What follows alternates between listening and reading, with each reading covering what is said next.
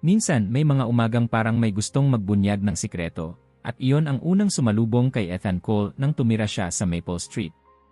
Hindi pa siya nakakakuha ng kape, hindi pa sumasapat ang init ng araw, pero parang may kumalabit agad sa isip niya. Dahil sa loob ng 5 segundo, nakita niya ang tanawing magpapabago sa direksyon ng buong linggo niya. Isang maliit na batang babae, mga 6 na taong gulang, naka-pink na coat na medyo kupas, naglalakad na parang hindi niya kinikilala ang lamig sa hangin. At sa likod niya, hindi isa, hindi dalawa, kundi 5 German Shepherds na kumikilos na parang isang katawan, parang mga sundalong may misyon. Tumigil si Ethan sa pagkilos. What the? Bulong niya habang nakahawak pa ang isang kamay sa strap ng backpack. Hindi gumagalaw ang bata ng parang bata. Masyado siyang composed, masyadong tahimik, parang alam niya kung saan siya papunta, at parang sanay ang mga aso na sundan siya na walang pagdududa. Ay, siya na naman, sabi ng matandang babae sa kabilang sidewalk, walang lingon pero halatang sanay sa tanawin. Nagtaas ng kilay si Ethan. You see her often? Every day, exactly 7. Like clockwork, sagot ng babae habang nagpapatuloy sa paglakad. Pero wala pang nakakaalam kung saan nakatira yan. Hindi ito sineryoso ni Ethan sa simula. Baka naman talagang anak lang ng trainer. Pero nang makita niyang dumaan ang isang kotse na medyo mabilis, sabay-sabay na pumwesto ang mga aso sa harap ng bata, parang nagiging pader, automatic, walang utos. Tumaas ang balahibo sa batok niya. Hindi iyon normal na asal ng pet dogs. Hindi iyon asal ng kahit alagang mabait. Iyon ay tuloy-tuloy na training. Iyon ay reflex ng mga aso na dinala sa mga sitwasyong delikado. Nang makalampas ang sasakyan, huminga ng malalim ang bata, at sa mahinang pitik lang ng daliri, agad na kumalat ulit ang formation ng mga aso sa paligid niya. Okay, bulong ni Ethan, hindi ako dapat naintriga, pero naintriga ako. Bago tayo magsimula, mag-like at mag-subscribe dahil may mga bagay dito na kailangan mong malaman bago ang sinuman. Sinundan niya sila ng tingin habang naglalakad papunta sa dulo ng Maple Street hanggang sa mawala sila sa liko ng kanto. Kahit wala naman siyang balak, kahit wala siyang kilala rito, parang may tinig na humila sa kanya, alamin mo. At sa mga sumunod na araw, hindi niya maiwasang antabayanan ang oras. Hindi na niya kailangang tumingin sa relo. Dahil bago pa tumunog ang kampana ng simbahan, naroon na ulit siya sa balkonahe, nakahawak sa mainit na tasa ng kape, naghihintay sa mestisong ritual na nagaganap tuwing alas 7. At sa parehong segundo, sumulpot ang bata. Sa parehong pink na coat. Sa parehong tikas ng mga aso. Sa parehong katahimikan na parang sinusulat sa hangin. Sa tuwing makikita yon ni Ethan, may anong pakiramdam na kumikirot sa kanya. Hindi awa, hindi rin tuwa. Kundi paghahalo ng pagkabighani, misteryo, at isang uri ng pagkabagabag na hindi niya matukoy. Bakit ikaw? Bakit sila? Ano ang kwento mo? Tanong niya sa sarili, habang pinupunasan ang hamog sa salamin. Isang umaga, nang mas malinaw ang araw kaysa karaniwan, may nangyari na hindi niya inaasahan. Habang naglalakad ang bata sa sidewalk, may nagbukas na bintana mula sa ikalawang palapag ng kabilang bahay. Isang lalaki, mukhang bagong gising, sumigaw, "Good morning." Hindi sumagot ang bata. Pero bago pa man tuluyang makatayo ng tuwid ang lalaki, bahagyang tumaas ang ulo ng 5 aso, tapos sabay-sabay siyang tinitigan na parang may ibig ipahiwatig, "Stay where you are." Napaatras ang lalaki. Okay. Okay. Sorry. Itinago niya ulit ang sarili sa loob ng bahay. Napairap si Ethan. That is intense. Tumigil saglit ang bata, parang nag-a-assess kung ligtas pa ang paligid. Pagkatapos ay nagpatuloy siya sa paglalakad, walang salita, walang kahit anong emosyon sa mukha. Sa araw rin yon, nagdesisyon si Ethan. Hindi na sapat ang tumingin mula sa malayo. Kailangan niyang sundan. Hindi para manggulo. Hindi para gumawa ng kwento. Pero dahil sa pakiramdam na may mas malaki, mas mabigat, mas delikadong nakatago sa likod ng katahimikan ng batang iyon. Pagbaba niya ng hagdan sa apartment ay pumalo ang mabilis na hangin sa mukha niya. Mababa pa ang araw at may hilo pa ang mga kulay sa paligid. Pero malinaw ang direksyon niya. Sinundan niya ang bata mula sa kabilang sidewalk, sapat para hindi mahalata, sapat para makuha ang bawat detalye. At mas marami siyang nakita kaysa inaasahan niya. Halos hindi gumagalaw ang bata sa kanyang paglalakad, steady, tuloy-tuloy, parang kilala niya ang bawat bitak sa semento. Pero ang mga aso, iba-iba ang papel ng bawat isa. Ang nasa kanan niya ay tumitingin palayo, nagbabantay. Ang nasa kaliwa ay laging sumisilip pabalik para i-check kung may sumusunod. At ang nasa unahan, ang pinakamalaki at may pinakamaraming peklat, ay naglalakad na parang escort sa harap ng dignitary. Hindi ito ordinaryong training, bulong ni Ethan. This is tactical. Nagsimulang umigting ang ritmo ng paligid nang unti-unti silang lumiko papunta sa isang parte ng bayan na hindi sanay sa mga bisita. Luma ang mga bahay, marami ang sarado, ang iba halos kinakalawang na ang mga bubong. Nagbago ang huni ng hangin at parang pati ang araw ay tumigil para magmasid. Pagdating sa huling bahay ng bloke, huminto ang bata. Wala siyang ginawa, walang baling, walang lingon, pero nag-relax bigla ang mga aso. Para bang sinabi niya nang hindi nagsasalita, "We're home." Napakunot ang noo ni Ethan. Dito ka nakatira? Walang signage. Walang pangalan. Kalahati ng bintana ay natatakpan ng lumang plastik. Ang gate ay kumakatok sa hangin at ang pintura ay halos nangingitim na. Nakayuko si Ethan ng bahagya para tingnan ang loob mula sa pagitan ng mga rehas. May kumikilos. Mga anino. Mga buntot. Mga mata. Mas marami pang aso sa loob. Pinigilan niyang makaguhit ang ingay sa kanyang paghinga. Ilan pa kayo riyan? Gusto na niyang umatras, pero mas malakas ang hatak ng kuryosidad. Sinubukan niyang kumuha ng litrato ng marahan, pero bago niya mapindot ang shutter, tumingala ang bata, diretsyo sa direksyon niya. Walang galaw ang mukha, pero sapat na ang titig para mapahinto siya. Hindi galit. Hindi takot. Pero parang sinasabing, alam kong nariyan ka. Tumaas ang balikat ni Ethan, trying to look casual. "Good morning." Hindi sumagot ang bata. Tumalikod siya at pumasok sa gate. Sumunod ang 5 aso na parang bodyguards na sumasara sa likod niya. Nang magsara ang gate, saka lang huminga ulit si Ethan. "Yep. May kwento ka nga. At gusto kong malaman." Habang naglalakad pa uwi, hindi mawala sa isip niya ang tanong, sino ang nag-train sa kanila? Sino ang nag-alaga? Sino ang nag-iwan sa bata? At bakit parang sinasanay ang mga aso na mamatsyag, magtanggol at magtiwala lamang sa isang tao? Sa gabing iyon, hindi nakatulog si Ethan. Paulit-ulit bumabalik ang imahe ng bata sa isip niya, ang tikas, ang katahimikan, ang tingin. Parang may sinisigaw na hindi niya binibigkas. Parang may gusto siyang ipaalam, pero sa pamamagitan ng kilos, hindi salita. Nagbukas si Ethan ng notebook at nagsimula siyang magsulat ng obserbasyon. Araw 1, ang formation nila ay hindi accident. May kahulugan. May hierarchy. May mission. Araw 2, hindi sila naglalaro. Hindi sila nawawala sa focus. At ang bata parang siya ang sentro ng mundo nila. Araw 3, sino ang nagturo sa kanya? Sino siya? Pero habang nagsusulat, napansin niya ang sariling ngiti. Matagal na mula noong huli siyang na-excite sa isang kwento. Matagal na mula nang huli siyang makaramdam ng ganitong pagkabuhay, pag-usisa, paghabol sa isang bagay na hindi niya palubusang nauunawaan. At nang humiga siya, alam niya ang totoo, hindi na siya makakawala dito. Kinabukasan, eksaktong 6:59, nakapwesto na siya sa sidewalk, nag-aabang. Naka-jacket, may kape, at may hawak na maliit na kamera sa bulsa, just in case. Tumunog ang simbahan. At parang tugon sa isang invisible na senyas, sumulpot ang bata mula sa hamog. Sa unang hakbang niya, naramdaman ni Ethan ang kilabot na pamilyar na. Pero sa ikalawang hakbang, mas matindi. Dahil sa wakas, nang lumapit sila, isang aso ang biglang tumingin diretsyo kay Ethan. Ang pinakamalaki. Ang may peklat. At nang tumama ang mata sa kanya, hindi iyon tingin ng isang alagang hayop. Iyon ay tingin ng isang tanod na nagsasabing, alam ko kung nasaan ka. Napalunok si Ethan, pero hindi siya umatras. Sa halip, sumabay siya sa lakad mula sa kabilang sidewalk, hindi nangingialam, pero hindi rin sumusuko. At doon nagsimula ang hindi mapipigilang chain reaction sa buhay niya.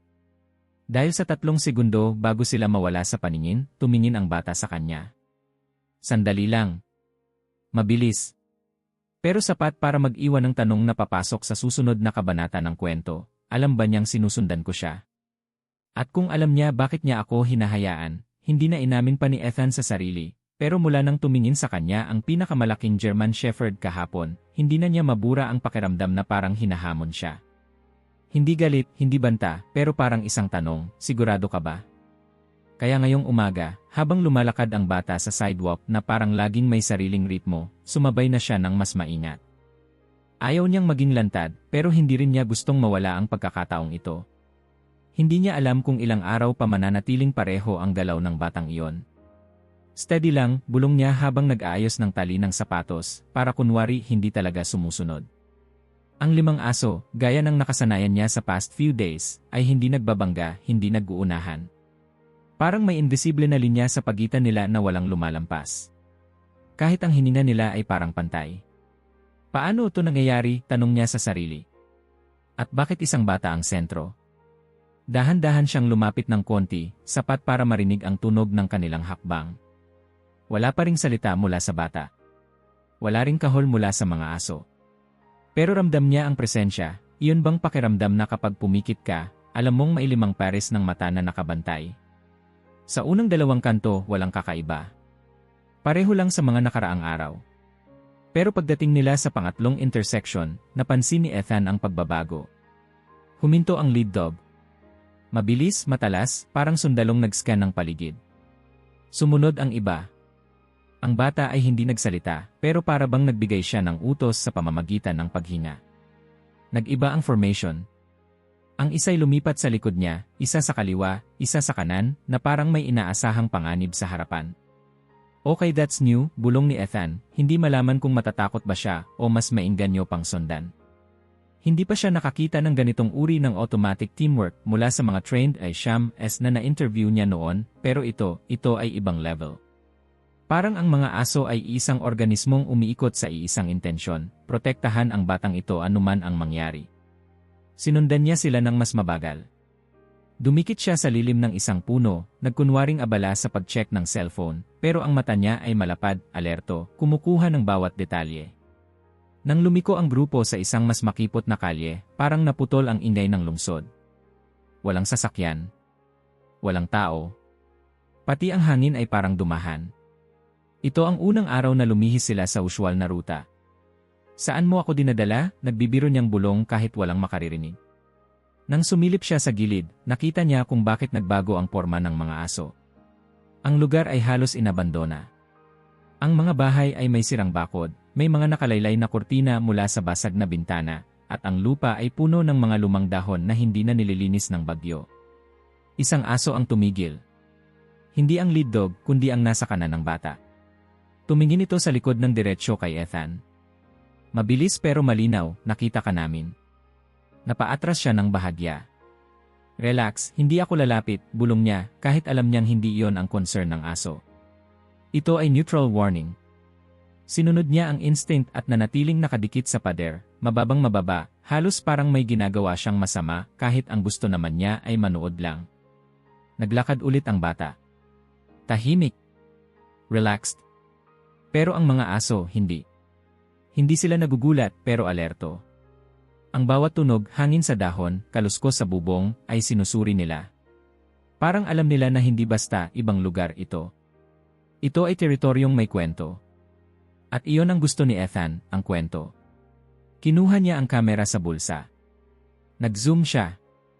Kunan sana niya ang buong grupo pero tumigil bigla ang lead dog. Parang naramdaman ang click kahit hindi naman tumingin. Mas lalo iyong nagpakaba sa kanya. Sobra kayong sensitibo, bulong niya na may halong paghanga. Nang muling lumakad ang grupo, hindi na niya sinubukang kunan ng harap. Sa halip, kinunan niya mula sa likod. Formation photo.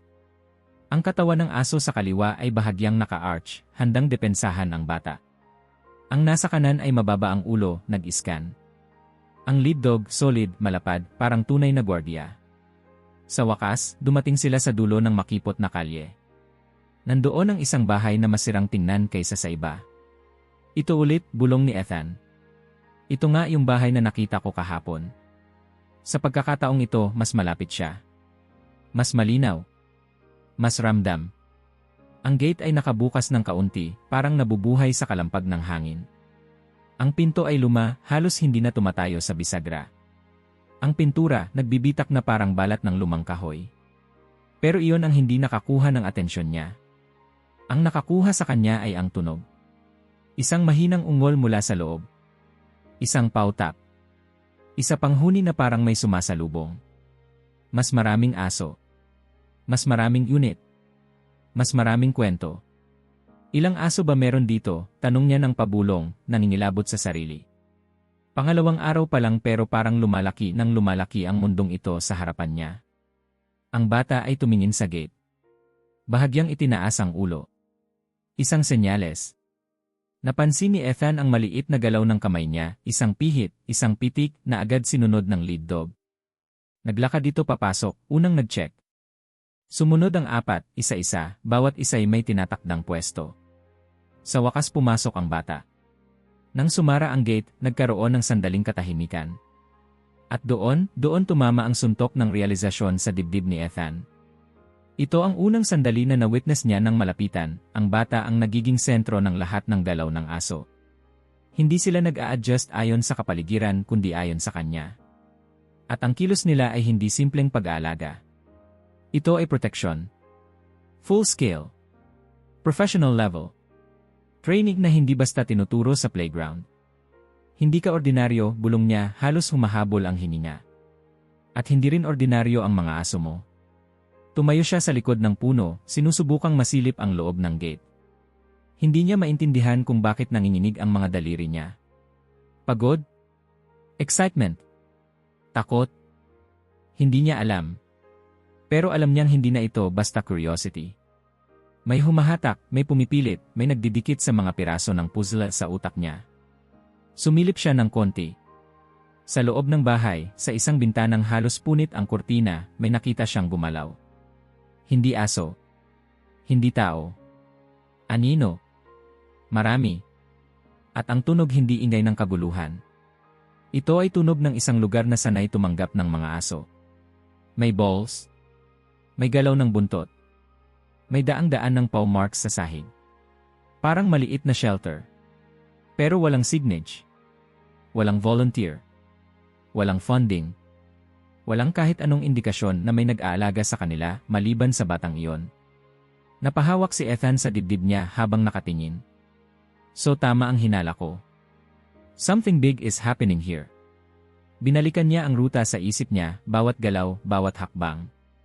Hindi ka naglalakad lang. May sinusunod kang routine. At doon pumasok ang isang tanong na hindi niya naalis pa, routine mo ba talaga o routine nila? Nang wala na ang bata sa paningin, nagsimulang umatras si Ethan. Hindi siya makahinga ng normal, parang may malalim na higop sa loob niya na hindi niya alam kung kilabot ba yon o pag-usbong ng kagustuhang hindi niya kayang pigilan. Pero bago siya tuluyang makalayo, isang munting tunog ang umalingaw mula sa loob ng bakuran. Isang tahol. Mababaw. Maikli. Parang alam ka namin. At doon napahinto si Ethan. Tumayo siya sa gitna ng kalsada, nakatitig pa rin sa aninong nagtatago sa lumang bintana. Hindi pa ito ang huli nating pagkikita, bulong niya. Hindi pa kahit malayo. Nang umalis siya, dala niya ang unang malinaw na piraso ng puzzle. Hindi niya alam kung paano, pero alam niya ang totoo, may mas malaki pang hindi niya nakikita.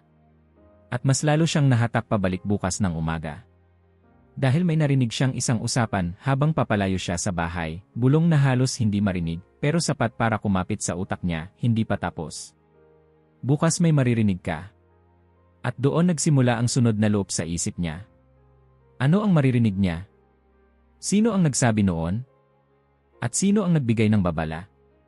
Sa unang pagkakataon mula nang tumapak siya sa Maple Street, naramdaman niya ang tibok ng puso sa lalamunan niya. Dahil kung anuman ang naghihintay bukas, hindi na ito magiging simpleng pagmamatsyag mula sa tabi.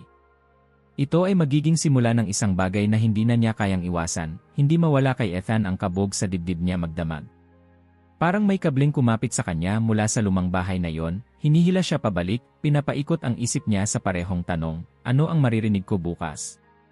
Kaya nang sumapit ang umaga, hindi na siya nag-antay ng eksaktong oras. 6:00 pa lang, gising na siya, nakatingin na sa bintana, hawak ang tasa ng kape na hindi na niya nalasahan. Sa labas, ang liwanag ay mabagal pa, may ambon at may bahagyang hamog na nagkukulapol sa paligid ng mga post ng ilaw. Tahimik ang buong kalye, parang naghahanda sa isang bagay. Nang tumunog ang kampana ng simbahan, halos sabay silang dumating. Ang bata. Ang 5 aso. Ang eksaktong ritmo na parang sinasanay ng buong mundo na sundin sila. Pero ngayong araw may kakaiba agad. Napansin niya agad ang tensyon. Ang lead dog, si Bravo, ay hindi diretsyo ang lakad. Minsan humihinto, minsan umuungol ng mababa, parang sinasala ang hangin para sa panganib. Napakunot si Ethan. Okay, something's off. Lumakad siya pababa sa sidewalk, sinusundan mula sa kabilang gilid. Hindi siya lumalapit pero mas malapit siya kaysa dati. Ramdam niya ang kakaibang bigat sa hangin. Ang bata ay hindi rin gaya ng nakasanayan. Mas mahigpit ang hawak niya sa mga tali. Mas mabagal ang hakbang niya. Parang nararamdaman niya rin ang panganib na hindi nakikita. Bakit ngayon? Bulong ni Ethan habang nananatiling nakadikit sa pader. Ano ang mangyayari? At doon, sa isang iglap, dumating ang sagot. Isang malakas na ugong ng makina ang biglang sumabog mula sa likuran. Isang motorsiklo, mabilis, malakas ang halakhak ng driver, parang walang pakialam sa kalsada. Parang bala na hindi alam kung saan tatama. Oh, shit! Napasigaw si Ethan habang tumatakbo ng bahagya, pero hindi pa siya nakakalapit ng mangyari ang hindi kapanipaniwala.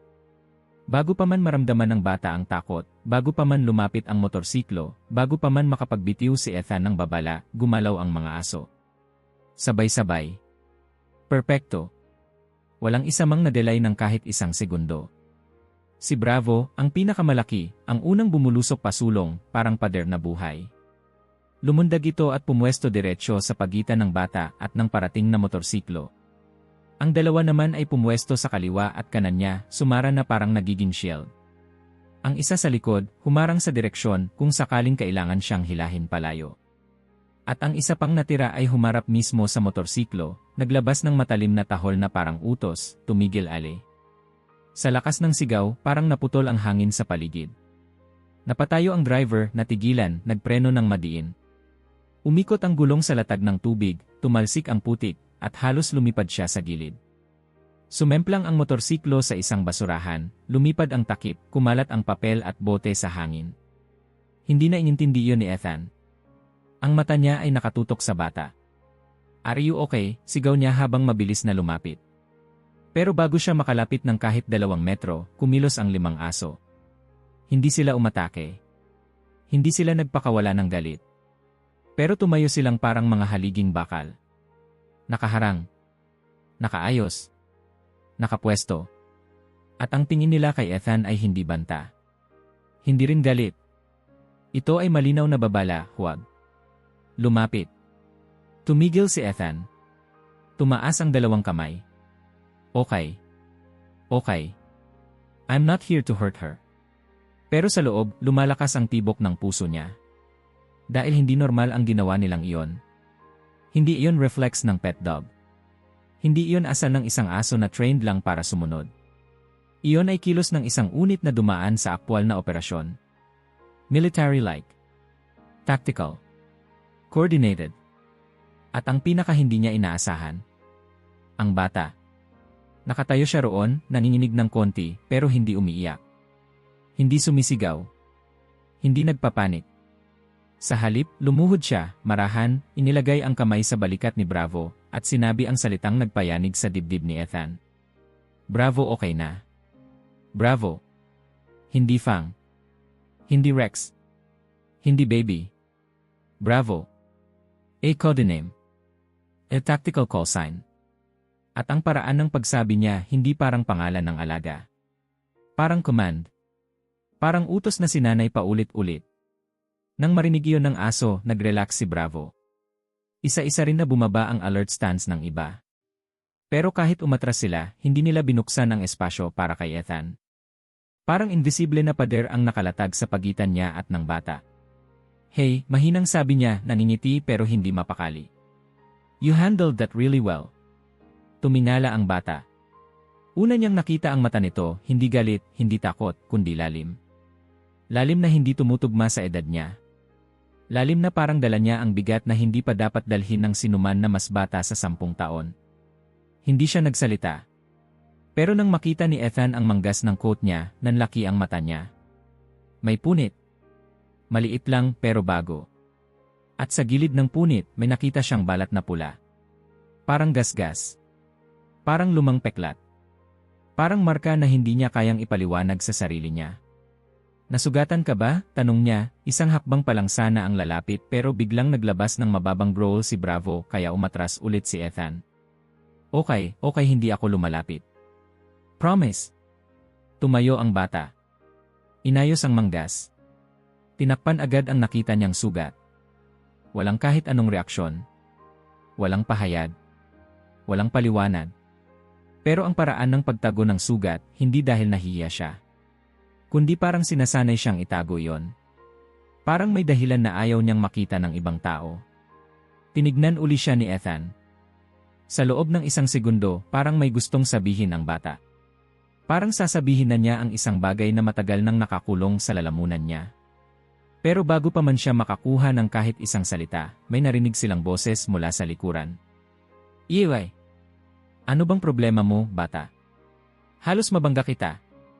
Ang rider ng motor. Papalapit galit nanginginig sa inis. Pero hindi nakalapit. Dahil sa dalawang hakbang pa lang niya, sumara ang 5 aso at pumwesto ulit, threatening pero kontrolado. Okay, sigaw ng lalaki habang naglalakad pa atras ng mabilis. Holy crap! Ba't parang trained yang mga yan? Sinundan niyo ng pagmumura, sabay talikod, sabay hablot sa motorsiklo niya. Halos madulas pa siya sa pagmamadaling makaalis. Nang makalayo na ang rider, naglabas ng malalim na buntong hininga ang bata. Hindi matapang. Hindi kampante. Kundi pagod. Parang gabi-gabi niyang kinakaharap ang ganitong tensyon. Parang sanay siyang bantayan sila, sanay siyang mag-ingat. At doon mas lalong naipit ang dibdib ni Ethan. Hindi na ito kwento para sa kanya. Hindi na ito curiosity. Ito ay naging personal. Hey, mahinang sabi niya. I'm not trying to scare you. Just want to make sure you're okay. Walang sagot. Dahan-dahang humakbang ang bata paalis. Sumunod ang 5 aso, solidong parang escort. Hindi na lumingon ang bata. Kahit isang beses. Pero bago sila makarating sa kanto, napansin ni Ethan ang isang bagay. Habang naglalakad, tumatagas ang kaunting dugo mula sa punit sa manggas. At bago niya tuluyang mawala sa paningin, nakita niyang tinakpan ulit ng bata ang sugat, higpit, mabilis, parang trained gesture para itago ang sakit. Hindi ka dapat nag-iisa, bulong ni Ethan. Sino bang nag-aalaga sa'yo? Nang tuluyang mawala ang bata sa liko, tumayo si Ethan sa gitna ng kalye, nalalalim ang hininga. Kaninang umaga, nagkaroon siya ng isang tanong. Ngayon, may isang sagot. Ang mga asong iyon ay hindi normal. Hindi sila pet dogs. Hindi sila casual companions. Hindi sila simpleng trained. Sila ay operational, bulong niya. They move like real unit. Bravo. Kumilos siya ayon sa tawag. A tactical name. A structured identity. At ang bata, ang paraan niyang magsalita, ang paraan niyang humawak, ang paraan niyang tumayo sa peligro, hindi batang walang alam. Bata na nakakita ng higit pa sa dapat niyang makita. At ngayon, hindi na siya pwedeng umatras. Hindi na siya pwedeng umiwas. Kinailangan niyang malaman ang buong kwento. Kaya sa unang pagkakataon simula nang dumating siya sa Maple Street, malinaw na malinaw ang direksyon ng mga hakbang niya.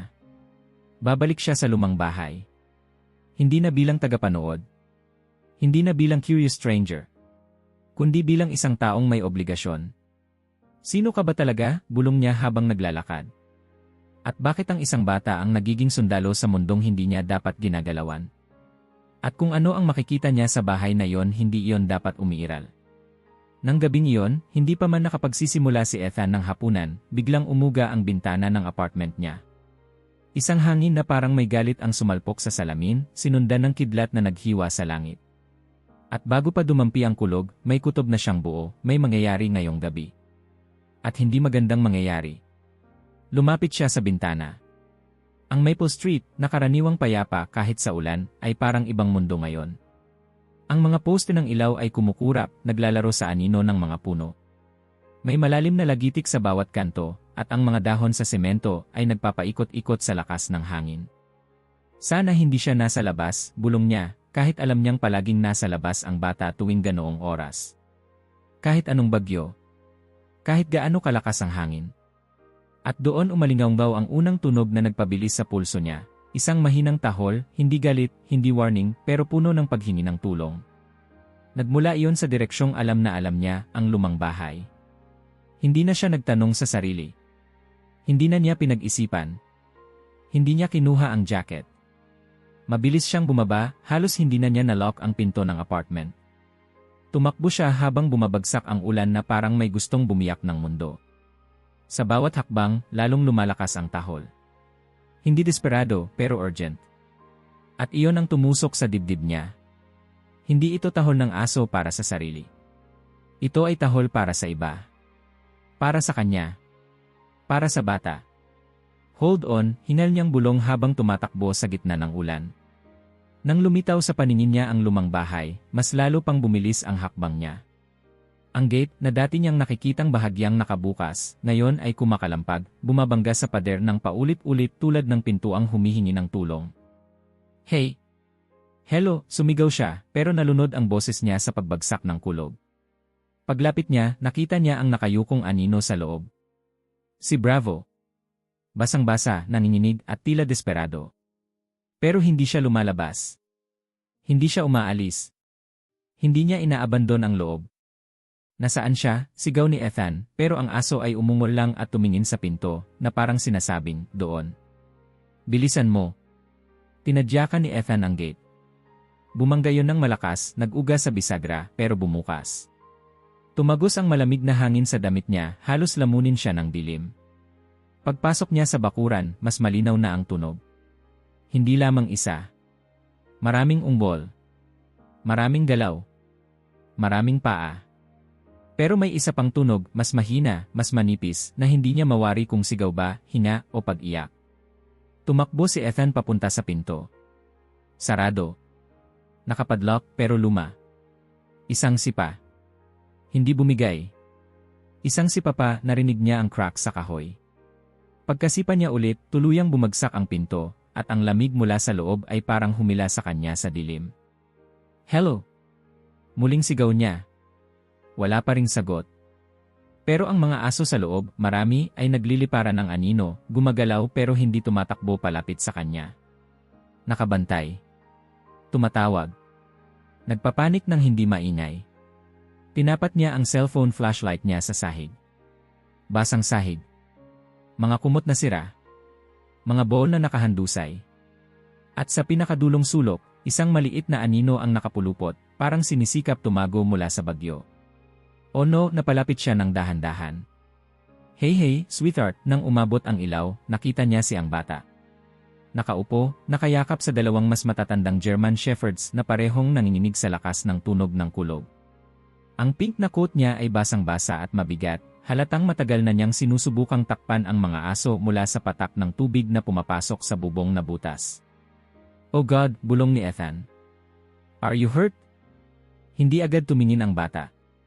Parang natatakot. Parang hindi sigurado kung sino ang lumapit. Pero nang lumapit si Bravo sa tabi ni Ethan at hindi tumahol, bagkus ay umupo, doon napatingin ang bata. Mahina pero malinaw. Natatakot sila kapag may ulan, bulong niya. Sabi ni Daddy, tunog daw ng kulog parang tunog sa field. Ayaw nila. Umigting ang lalamunan ni Ethan. Okay, sweetheart.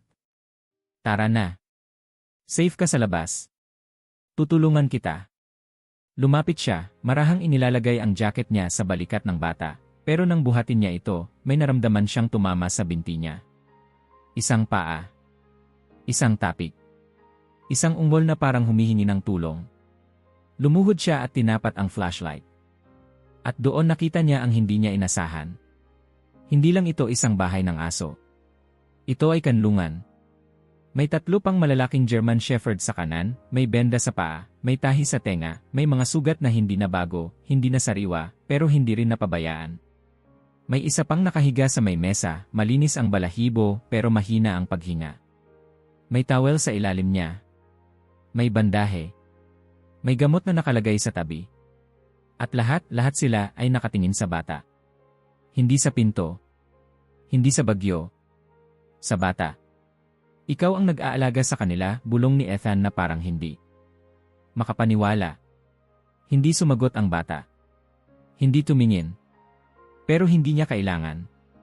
Ang katotohanan ay nasa harap na niya. At mas mabigat iyon kaysa inaasahan niya. Sino nagturo sa iyo nito? Tanong niya, kahit alam niyang imposible para sa isang bata ang ganitong kalinaw na kaalaman sa first aid sa aso. Sino nagbigay sa iyo ng gamit? Paano mo nalaman ang mga ito? Hindi sumagot ang bata. Pero nang gumulong ang isa pang kulog, napakapit siya kay Bravo, at doon nakita ni Ethan, may nakalawit na larawan mula sa likod ng mesa. Hindi sinasadya, pero umislide iyon pababa dahil sa bigat ng tubig na tumutulo mula sa bubong. Bumagsak iyon sa sahig ng may mahinang tunog. Kinuha ni Ethan. Hinipan ng alikabok. Tinapat sa flashlight. Isang lalaki. Naka-uniforme. May Esham patch sa balikat. Nakatayo sa tabi ng 5 German Shepherds. Ngunit hindi siya ang nagpayanig kay Ethan. Ang nagpayanig ay ang batang nakatayo sa harap ng lalaki, nakayakap sa binti niya, naka-pink na coat na mas bago, mas maliwanag. At ang pangalan sa uniform ng lalaki, Daniel Carter, Esham Unit, oh, my God, halos hindi lumabas ang boses ni Ethan. Ito ang tatay mo. Dahan-dahang tumango ang bata. Daddy, he trained them. Napalunok si Ethan. At ikaw ang nagpatuloy. Tumingin ang bata sa kanya. Hindi galit. Hindi takot. Maisa lang ang nakikita niya sa mata nito, responsibilidad. Sabi niya bantayan ko sila, bulong niya habang hinahaplos ang ulo ng isa pang aso. Kahit wala na siya. Nangilid ang luha sa mata ni Ethan, hindi dahil sa awa, kundi dahil sa bigat ng katotohanang unti-unting lumulubog sa isip niya. Ang mga aso ang lakad nila, ang pormasyon nila, ang disiplina. Hindi iyon misteryo. Hindi iyon milagro. Ito ay pamana. Sweetheart, lumapit siya, mas malumanay ang boses, bakit hindi mo sinabi sa amin? Bakit hindi ka humingi ng tulong? Lumingon ang bata. At sa unang pagkakataon mula nang makilala niya ito, hindi takot ang nakikita niyang emosyon, kundi lungkot. Malalim, mabigat, napako sa loob. Kukunin nila yung mga aso kapag nalaman nila, marahang sabi niya. Ayaw ko. Hindi nakasagot si Ethan. Hindi niya alam ang sasabihin. Paano mo sasabihin sa isang batang 6 na taong gulang na tama ang takot niya? Paano mo sasabihin na ang mundo totoo ngang kayang kunin ang tanging natira sa kanya? Paano mo sasabihin na siya ang nag-iisang nagpoprotekta sa mga aso at ang mga aso ay siya rin ang nagpoprotekta? Kumunot ang noo niya habang tinitingnan ang paligid. Ang gamot na nakalinya sa shelf ay nakaayos ayon sa kulay at gamit. Ang mga kumot ay kinalat pero malinaw na sinikap niyang panatilihin ang mga ito. May improvised lee, may cotton pad, may lumang medical kit na hindi maaaring pag-aari ng isang ordinaryong bahay. Ang bata ay hindi basta nag-aalaga. Siya ay sumusunod sa proseso. Sa protocol. Sa mundo ng tatay niya. This is not a shelter, bulong ni Ethan sa sarili. This is a home base. A last stand. Lumapit siya ulit sa bata. Sweetheart, kailangan natin lumabas dito. Hindi safe ang bahay sa bagyo. Tumango ang bata ng marahan at kumapit kay Bravo. Pero bago sila lumabas, may narinig si Ethan na tunog mula sa ilalim ng sahig, isang pinto, isang tunog ng metal, isang bagay na malinaw na hindi bahagi ng main floor. Tumingin ang bata at doon nag-iba ang ekspresyon niya. Hindi takot. Hindi pag-aalinlangan. Kundi alam niya na kung bubuksan iyon, magbabago ang lahat. Ano yan? Tanong ni Ethan. Hindi gumalaw ang bata. Si Bravo ang lumapit sa pinto sa sahig, humihila-hila gamit ang paa. At doon sumagot ang bata, mahina pero malinaw. Basement. Tumingin siya kay Ethan. At doon nagsimula lahat. At doon niya naramdaman, sa isang segundo lang, na ang lahat ng nakita niya, ang mga sugat, ang shelter, ang picture ng tatay, ay simula pa lang. At ang totoo, ang pinakamabigat na parte ng kwento ay nasa ilalim ng lumang bahay. At hindi siya handa para roon, hindi pa man tuluyang humuhupa ang bagsik ng ulan sa labas, unti-unti nang lumilinaw kay Ethan na ang mundong pinasok niya ay mas malalim, mas mabigat, at mas masakit kaysa lahat ng kwentong hinabol niya sa buong karera niya. Nakatayo siya sa gitna ng lumang sala, basang-basa ang sapatos, nanginginig pa ang kamay, habang nakatitig sa maliit na pinto sa sahig. Ang trapdoor. Ang mismong tunog na narinig niya kanina. Ang mismong pintong ayaw tingnan ng bata, ngunit hindi rin maikubli. Si Bravo ang unang gumalaw, parang alam niyang oras na. Dahan-dahan siyang pumwesto sa tabi ng bata, umupo ng diretsyo, isang post ng lakas sa gitna ng kabuluhan. Tumingala ang bata kay Ethan, hindi nagtatago, hindi tumatakbo, kundi parang nagpasya na. Buksan mo, sabi niya. Mahina.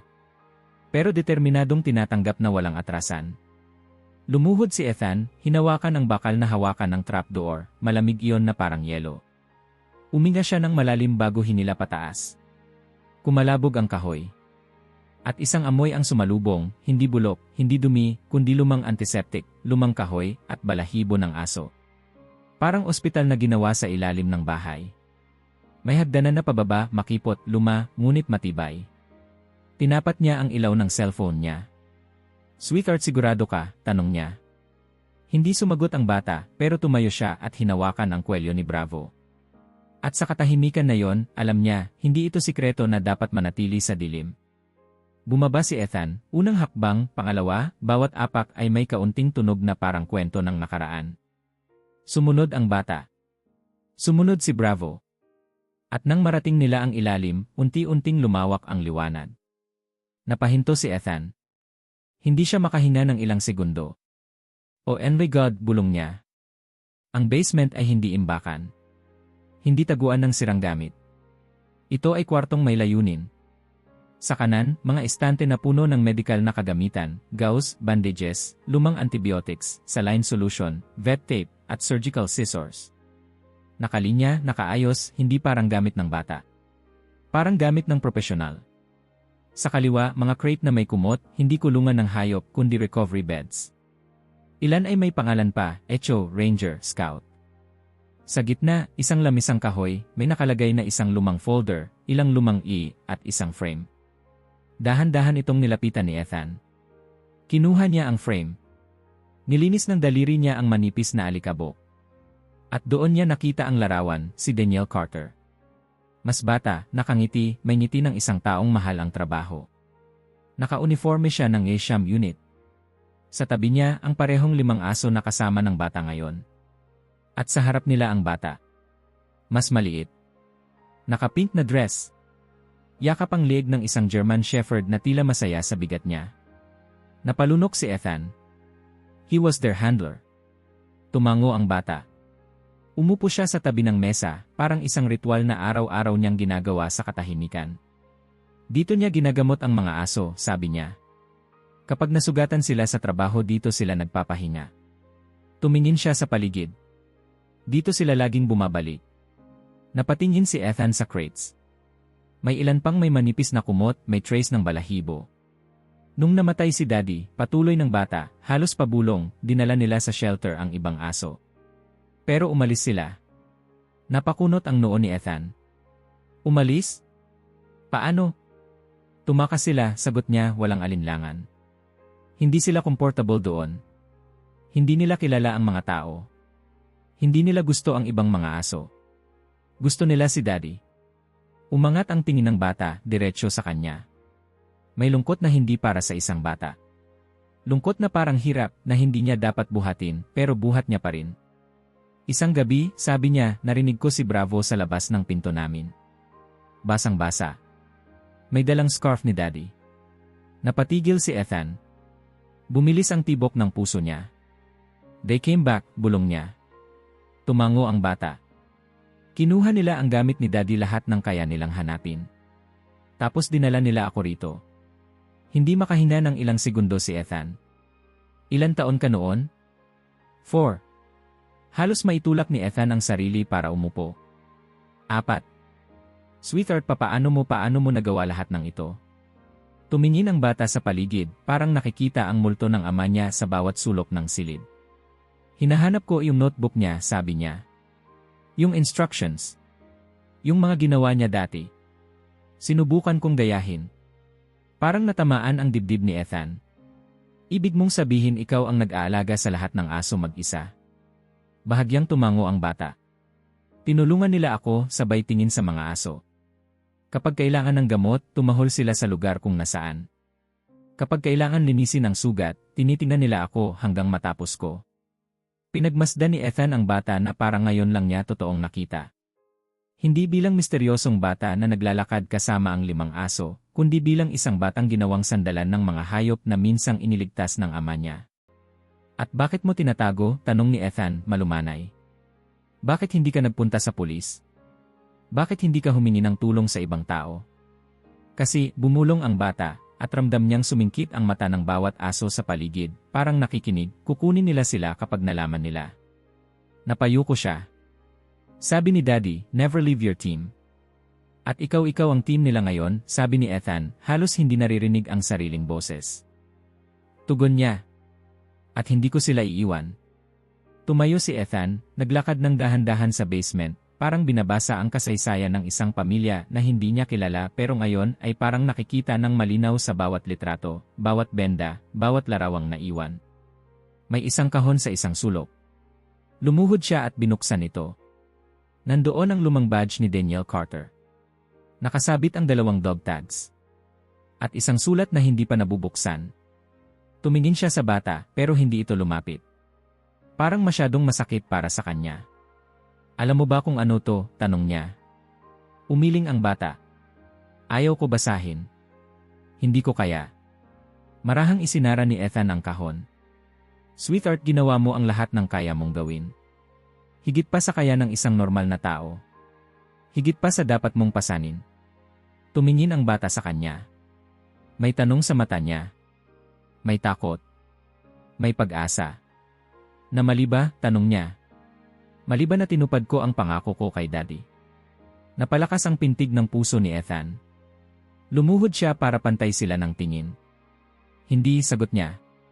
Hindi mali. Ginawa mo yung hindi kayang gawin ng karamihan. Pinrotektahan mo ang mga aso ng tatay mo. Pinalaki mo ang legacy niya. At ginawa mo yon habang ikaw mismo ay nasasaktan. Dumampi ang luha sa gilid ng mata niya. Pero hindi siya umiyak. Hindi siya nagdrama. Nakatingin lang siya. Tahimik. Ethan, bulong ng bata, kapag nalaman nila to kukunin nila ako, di ba? Napakagat si Ethan sa labi. Hindi siya dapat magsinungaling. Hindi niya dapat guluhin ang tiwala ng bata. Pero hindi rin niya kayang sabihin ang buong totoo. Kaya ang lumabas na sagot ay totoo, pero hindi nakakatakot. Hindi ko hahayaan yon, sabi niya. Hindi ka mag-isa ngayon. Tumingin si Bravo kay Ethan, pagkatapos sa bata, pagkatapos ay umupo sa likod niya. Parang nagsasabing, pinagkakatiwalaan ka namin, pero masusubok ka namin. Huminga si Ethan ng malalim, tumingin sa paligid, at naramdaman niyang nabubuo sa loob niya ang isang bagay, isang responsibilidad na hindi niya inasahan, pero hindi niya kayang talikuran. Pero sweetheart, sabi niya, kapag may ibang nakakita nito, tumigil siya. Kinagat ang loob ng pisngi. Magbabago ang lahat. Napatingin ang bata sa hagdan. Sa lumang pinto. Sa mga crate. Sa mga gamit ng tatay niya. Sa mundo na tinayo niya mula sa pagkamatay ng ama niya. Kaya dapat walang makakita, sabi niya. Hanggang kaya ko. Sumandal si Ethan sa mesa, pinikit ang mata. Hindi niya alam kung paano niya sasabihin ang kailangan niyang sabihin. Hindi niya alam kung paano niya ihahanda ang batang ito sa mga posibleng mangyari. Kaya isang pangako lang ang nabuo sa bibig niya. Kung mangyari man yon, kung malaman man nila, tumingin siya diretsyo sa mata ng bata. Haharapin natin ng magkasama. Sandaling katahimikan. Walang kulob. Walang hangin. Walang paggalaw ng kahit isang aso. Para bang buong basement ay huminto para pakinggan ang sumpa ni Ethan. At nang tumango ang bata, dahan-dahan, isang pangako rin ang ibinalik niya, okay. Pero habang bumabalik sila sa hagdan, may isang tanong na sumisiksik sa utak ni Ethan, unti-unting lumalakas. Paano kung malaman ng iba? Ano nang mangyayari kapag may dumating na may kapangyarihang tanggalin ang lahat ng mayroon sila? Sa pag-angat nila sa huling baitang, humigpit ang hawak na yon sa isip niya. At kung mangyari iyon, may maganda bang kahihinatnan? Pag-akyat nila mula sa basement noong gabing iyon, malinaw kay Ethan na hindi na siya simpleng saksi. Kasangkot na siya. At kahit hiniling ng bata na manatiling lihim ang lahat, alam niyang mahirap pigilan ang mundong gutom sa tsismis, sa opinyon, sa pagkilatis ng kahit anong hindi nila nauunawaan. Ang problema ay hindi kung kailan malalaman ng iba. Ang problema ay gaano kabilis. At ang sagot ay mas mabilis kaysa sinumang handa. Kinabukasan, bago pa man sumikat ng buo ang araw, may commotion sa kabilang dulo ng Maple Street.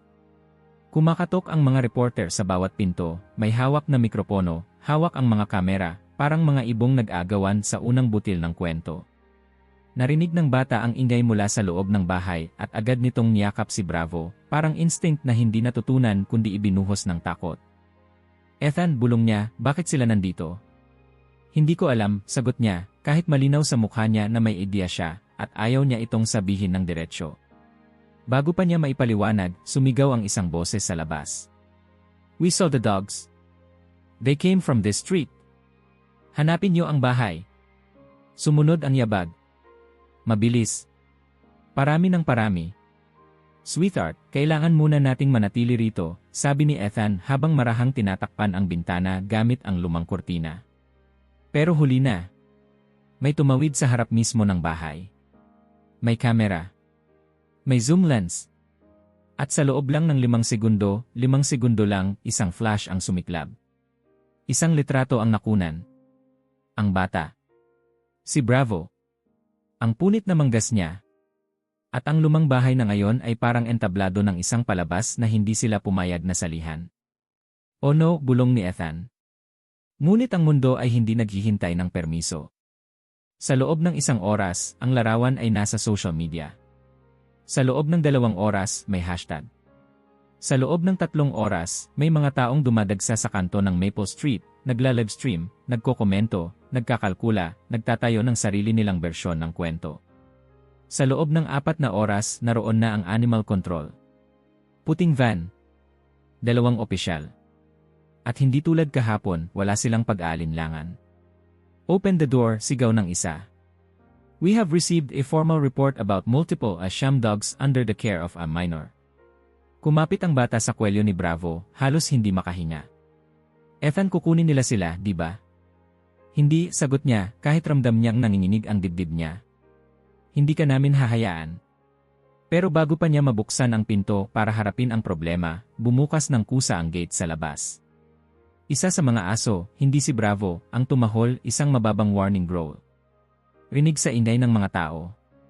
At iyon ay parang bomba. The dogs are aggressive, sigaw ng isang reporter. The child is in danger. Napahawak si Ethan sa sentido niya. This is wrong, mali ang interpretasyon nila. Pero ang mundo ay hindi umaasa sa tamang kwento. Umaasa ito sa magandang headline. We have to step outside, sabi niya sa bata. Mas delikado kung sila ang pumasok. Bago sila lumabas, lumuhod si Ethan sa harap ng bata. Sweetheart, kahit anong mangyari, huwag kang magsisinungaling. Pero huwag ka ring bibitaw sa kanila. Tumango ang bata, mahigpit na hinahawakan ang kwelyo ni Bravo na para bang iyon ang tanging anchor niya sa mundong naggugulo sa labas. Pagbukas nila ng pinto, sumabog ang mga flash. Parang kidlat na paulit-ulit. Ang babae ay napapikit pero hindi niya binitawan ang aso. Sweetheart, sabi ng isang opisyal, malumanay pero matigas, kailangan muna naming makausap ka. Sino ang nag-aalaga sa mga asong ito? Nasaan ang guardian mo? Bago siya makasagot, sumingit si Ethan. She's not alone. I'm with her. And you are, tanong ng opisyal, nakataas ang kilay. Someone who actually knows what's happening, sagot ni Ethan. And these dogs are not dangerous, ngunit hindi na niya naituloy. Dahil sa gitna ng kaguluhan, isang bata sa crowd ang sumigaw. Look! She's crying. Lahat ng kamera ay biglang nakatutok sa bata, hindi sa aso, hindi kay Ethan. At sa unang pagkakataon mula nang nakilala niya ito, ang bata ay hindi tumitibay para sa mga aso. Hindi siya nakatingin ng diretsyo. Hindi siya nagkukubli ng takot. Nakikita ng lahat, napapagod na siya. Please, bulong niya, halos hindi marinig. Don't take them, isang buntong hininga ang dumaan sa crowd. Hindi awa. Hindi pa. Kundi pagkaukaw. E-minor caring for sham dogs? Impossible. We're social services. This is irresponsible. Someone call the police chief. Tumayo si Ethan sa harap ng bata, parang pader. Enough. Hindi niyo naintindihan, pero doon dumating ang huling tama. ang sigaw ng isang reportera na live sa RI. Sources confirm na ang mga asong ito ay ex-Sham dogs belonging to Officer Daniel Carter, na namatay 2 years ago. Ito ba ang anak niya? Kumapit ang bata sa braso ni Ethan. Nasaktan pero hindi nagsalita. At sa sobrang tensyon, sobrang ingay, sobrang flash, dahan-dahang bumagsak ang tuhod ng bata. Hey, hey, sigaw ni Ethan, sinasalo siya bago pa man tumama ang ulo sa lupa. Sweetheart, look at me, pero ang mata ng bata ay nanginginig. Mahina ang hina niya. Nanghina ang kamay niya sa kwelyo ni Bravo. At doon tumahol ang aso ng ubod lakas. Tumalon sa pagitan nila at ng crowd, halos hindi maawat. Ang ibang aso ay pumorma rin, isang kalahating bilog, proteksyon. At dahil sa tensyon, may reporter na sumigaw, the dogs are attacking. Maling-mali, buti na lang mabilis ang mga pulis. Stand down. Back away, sigaw ng isang opisyal, kumakampay ang kamay. They're protecting her, not attacking. Pero huli na. Ang damage sa public perception ay nagawa na. Get an ambulance, sigaw ni Ethan. Ilang minuto pa, dumating ang mga medics. Pero sa tuwing susubukan nilang buhatin ang stretcher palapit sa bata, wala. Hindi makalapit. Ang 5 aso, na inakala ng buong bayan na misteryoso ngayon ay malinaw na malinaw kung ano sila. Hindi sila bantay. Hindi sila display. Hindi sila circus act. Sila ay family. At hindi sila alis. Hanggang pinakiusapan ng bata, halos hindi marinig dahil hinana ng boses niya. Bravo, let them, at dun umusog si Bravo. Mabagal. Mabigat. Parang pinipilit ang sarili. Ngunit sumunod. We need to bring her to St. Mary's, sabi ng medic. She's dehydrated, exhausted, posibleng may mild shock. Sasama kami, sabi ni Ethan. At sila rin. Sir, hindi pwedeng, ngunit nang tingnan nila ang crowd, na halos huminto ang paghinga, at ang 5 aso na ngayon ay humiga sa tabi ng stretcher, may sumulpot na opsyon na hindi nila maikakaila, o papayagan nila ang mga aso, o baka magwala ang buong Maple Street. Kaya, sa unang pagkakataon sa kasaysayan ng ospital, 5 German Shepherds ang maingat na sumama sa loob, isang tahimik at malamig na prosesyon na parang funeral march na kabaligtaran dahil laban ito para sa buhay. Sa waiting area, walang kumikibo. Maging ang mga taong kanina lang ay nag-aakusa, ngayon ay nakaupo ng tahimik, nakakuyom ang kamay, parang sila ang may kasalanan. Si Bravo ay nakahiga sa mismong ilalim ng pintuan ng emergency room, nakapatong ang ulo, hindi gumagalaw kahit tawagin. Nandoon lang siya. Nagbabantay. Nagbibilang ng bawat segundo. They love her, sabi ng isang nurse, mangha. Hindi lang love, sagot ni Ethan habang nakaupo sa tabi ng aso. She raised them. She saved them. And now they're saving her. 1 oras. 2. 3. Walang gumagalaw. Walang aso ang tumanggap ng pagkain o tubig. Parang nagluluksa. Parang nag-aantabay. Parang may sinusundan na utos mula sa isang ama na wala na pero naroon pa rin. Nang lumabas ang doktor, lahat ay tumayo. She's stable, sabi niya, pagod pero nakangiti. Pagod lang ang katawan. Kulang sa pagkain. Kulang sa tulog. Sobra sa responsibilidad. Lumingon siya sa mga aso. Pwede na kayong pumasok. Isang eksenang hindi malilimutan ng sino man ang sumunod. Ang 5 German Shepherds ay dahan-dahang naglakad sa hallway, uloy nakayuko, pero ang mga buntot ay bahagyang kumakawag na parang tinutulak ng pag-asa. Pagpasok nila sa kwarto, ang bata ay nakahiga, puting kumot, oxygen, mahina pero gising. Nang makita niya si Bravo, napangiti siya. Hindi malaki. Hindi puno. Pero tutu. Hey, boys, bulong niya. I'm okay. Umupo si Bravo sa tabi ng kama, inilapat ang baba niya sa kamay ng bata, at doon, malumanay, parang hininga ng kwento, napaiyak ang nurse, ang isang reporter na nakalusot, at pati si Ethan na pinipigilan ng ilang linggo ang sariling damdamin. Pero kahit maganda ang sandaling iyon, alam ni Ethan na may paparating pa. Ang atensyon na mayroon sila ngayon hindi ito mawawala.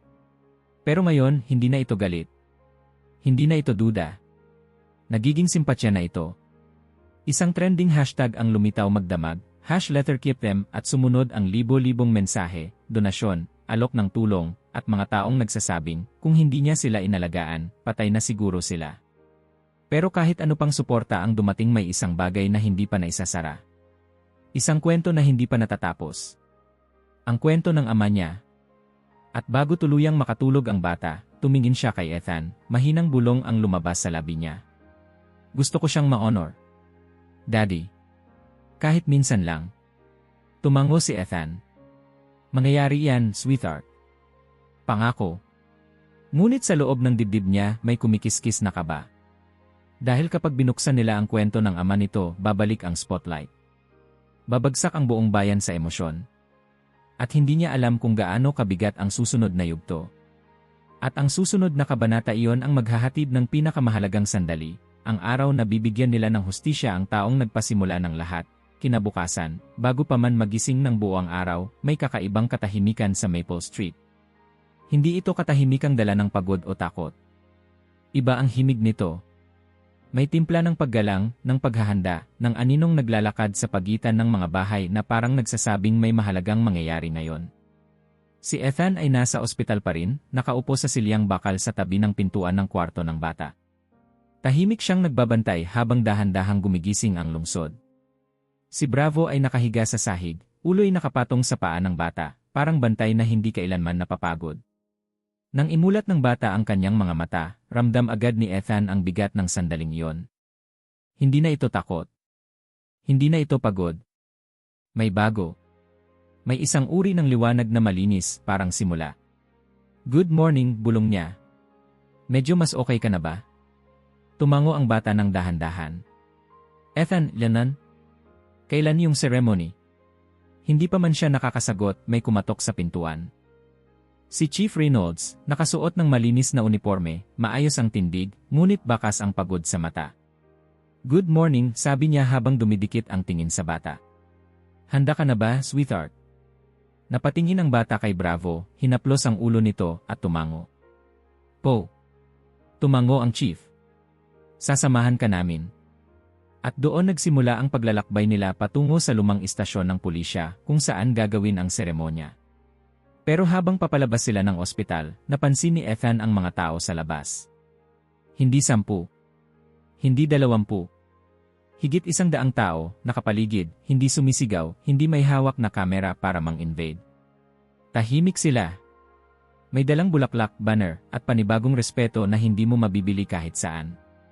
She's so brave, ang galing niya, dapat nasa pamilya na ang mga aso. Habang dumadaan ang bata, bumubuka ang crowd, parang isang sagradong daan na ibinibigay para sa kanila.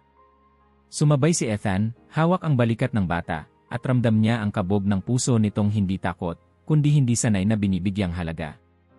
Ang buong bayan ang sumama sa kanila papuntang istasyon. Ang iba ay naglakad. Ang iba ay sumakay sa sasakyan. Pero iisa ang direksyon, doon sa lugar kung saan unang ipinakita ni Danielle Carter ang dedikasyon niya sa mga aso, sa trabaho, at sa bayan. Nang makarating sila, naroon na ang entablado. Tahimik ang buong kapaligiran. May pulang tela. May podium. May malaking litrato ni Danielle Carter na nakasabit sa gitna, nakangiti, hawak ang parehong 5 aso na ngayon ay nakaupo sa tabi ng bata. Si Bravo, bilang pinakamalaki, ay pumwesto sa harap ng podium, parang alam niya na bahagi siya ng seremonya. Nang tumayo ang chief, huminga siya ng malalim. Ngayon, sabi niya, hindi lang namin pinararangalan si Officer Danielle Carter. Pinararangalan namin ang puso ng isang batang babae na nagdala ng liwanag at katotohanan sa bayan namin. Tumingin ang lahat kay Ethan, pero mas tumingin sila sa bata, nakasuot ng malinis na damit, hawak ang kwelyo ni Bravo, at nakaayos ang buhok na parang sinabihan niya ang sarili na kailangan niyang maging matatag para sa sandaling ito. 2 taon na ang nakalilipas, patuloy ng chief, na wala namin hindi lang ang isang opisyal, kundi isang kaibigan. Ang best handler ng unit namin. Si Danielle Carter ay kilala sa 3 bagay, tapang, katapatan, at pagmamahal niya sa kanyang mga aso. Tumingin ang chief sa bata. At ngayon, natuklasan namin na ang 3 bagay na yon ay buhay pa rin. Tumayo ang ilang opisyal mula sa hanay, may hawak na maliit na kahon. Binuksan nila ito sa harap ng lahat, at ang liwanag mula sa medalya ay nagbigay ng gintong tint sa hangin. In honor of service and sacrifice, sabi ng chief, we present the Medal of Valor to his daughter, who kept his legacy alive even when the world didn't know. Lumakad ang bata papunta sa entablado, tahimik, halos nanginginig ang tuhod, pero steady. Bawat hakbang ay may kasamang buntong hininga mula sa crowd. Pag-abot niya ng medalya, dahan-dahang inilagay ito sa kanyang dibdib. Hindi ito nahulog. Hindi ito nasobrahan sa bigat. Parang ginawa iyon para sa kanya. "Sweetheart," sabi ng chief, "gusto mo bang magsalita?" Nilingon ng bata si Ethan. Hindi ito humingi ng permiso. Hindi rin ito humingi ng tulong. Tumingin lang sila sa isa't isa, at sa isang saglit, parang nagkaintindihan sila nang hindi gumagalaw ang labi. Humakbang ang bata sa harap. Tinaas ng kaunti ang mikropono. At nagsimula. Si Daddy, huminga siya ng malalim, mahal niya ang mga aso. Hindi dahil trabaho niya. Hindi dahil kailangan. Kundi dahil family sila. Napatingin si Bravo sa kanya, bahagyang kumindat, na parang nakikinig. Sabi niya, "Never leave your team." Pinigilan niya ang hikbi. Nang nawala si Daddy, sila ang unang bumalik sa akin. Sila ang nagdala ng gamit niya. Sila ang nag-protect sa akin. Kaya tinupad ko ang pangako ko. Tumingin siya sa crowd. May luha sa mata, pero diretso ang boses. Hindi ako hero. Sila ang hero. Ako lang ang nagbabantay sa kanila tulad ng pagbabantay nila sa akin. Sa sandaling iyon, may suminghot na malakas sa unang hanay, at nang tingnan ni Ethan, kahit ang pinakamatigas na pulis na kilala niya ay may luha sa gilid ng mata. Sana, patuloy ng bata, maipagpatuloy ko yung sinimulan ni Daddy. Para sa lahat ng aso na kailangan ng tulong. Para sa mga naiwan. Para sa mga hindi na pinapansin. Bumaba siya ng entablado. Tumakbo si Bravo para salubungin siya. Kumapit siya sa kwelyo nito habang pumapalakpak ang buong bayan, hindi yung palakpak na pang-courtesy o dahil nasa programa, kundi yung palakpak na nanggagaling sa puso, parang pag-amin na mali sila at ang batang ito ay tama mula sa simula. Lumapit si Ethan, nakataas ang kamay para hawakan ang balikat ng bata. "You did great," bulong niya. "Hindi ko akalaing magsasalita ka." "Hindi ko rin akalaing kaya ko," sagot ng bata, napapangiti. "Pero parang kailangan." Sagot niya. At may narinig ang mundo. Habang unti-unting kumakalat ang tao, lumapit ang ilang opisyal at mga kapitbahay, nag-abot ng kamay, nagbigay ng pagkain para sa mga aso, nag-abot ng bulaklak. Ang iba ay nag-alok na tumulong sa pagpapakain. Tumulog ang tawa ng mga bata na minsan nang natakot sa 5 German Shepherds, ngayon ay nagtatangkang humimas sa balahibo nila. Ang buong Maple Street ay nagbago sa loob ng isang araw. Ngunit ang pinakamalaking pagbabago ay nasa mata ng bata. Hindi na siya mukhang nag-iisa. Hindi na siya mukhang nagtatago. Hindi na siya mukhang binubuhat ang mundo. Mukha siyang may direksyon. May lakas na hindi niya alam dati kung saan galing. At doon naintindihan ni Ethan na ang kwento niya ay hindi nagtatapos dito. Hindi ito fairy tale ending. Hindi ito happily ever after. Ito ay prologue. Simula. "Ethan," tawag ng bata habang tinitingnan ang medalya sa dibdib niya. "Elan, pwede pa ba tayong tumulong sa ibang aso? Yung wala ng uwian? Yung kailangan ng tatay o anak?" Napalalim ang hininga ni Ethan. Sa loob niya, umusbong ang isang bagay na hindi niya inaasahan, isang pagnanais na gawing misyon ang hindi niya plinanong pasukin. Sagot niya. "Hindi lang pwede. Kailangan." At habang naglalakad sila papalayo sa entablado, sumunod sa kanila ang 5 aso, parehong ritmo, parehong lakas, pero ibang mundo na ang iniikutan nila ngayon. Sa likod nila, nananatili ang larawan ni Danielle Carter. Nakangiti. Parang proud. At ang bayan, kahit papaano, ay huminga ng mas magaan. Ngunit sa harap nila may bagong daan. At ang batang minsang nagtatago sa lilim ng 5 aso, ngayon ay naglalakad sa liwanag, may daladalang pamana at bagong lakas. At kung akala ng mundo tapos na ang kwento, hindi pa sila handa sa susunod na desisyon na gagawin niya. Mula pa sa unang liwanag ng araw, ramdam na ramdam sa Maple Street na may bago ng hangin na humihinga sa paligid. Hindi ito tulad ng tahimik na takot o bulong-bulungan na pumuno sa bayan noong unang beses na nakita nila ang bata kasama ang 5 German Shepherds.